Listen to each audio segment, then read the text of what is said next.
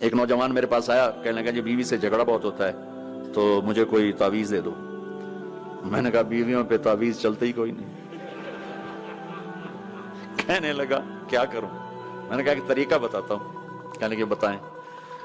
میں نے کہا ہر دفعہ جب کھانے پہ بیٹھو 2-3 لقمے اپنے ہاتھ سے کھلا دیا کرو۔ کہنے لگا اس سے کیا ہوگا؟ میں نے کہا یہ تو تم بعد میں دیکھو گے کیا ہوگا، تم کرو تو صحیح۔ کچھ 2 ہفتے گزرے، میری اس کی اچھی دوستی تھی، اللہ اس کی بخشش فرمائے، تو فوت ہو گیا۔ میں نے پوچھا، اس کا فون آ گیا نا، تو میں نے پوچھا وہ میری بات پہ عمل کیا؟ کہنے لگا نہیں۔ میں نے کہا کیوں؟ کہنے لگا شرم آتی۔ میں نے کہا کر اور مجھے بتا۔ کوئی 2 گھنٹے بعد اس کا فون آیا کہ مولانا صاحب کمال ہو گیا۔ میں کیا ہوا؟ کہ میں نے اس کے منہ میں لقمہ ڈالا، وہ منہ تھے کھلے رہ گیا،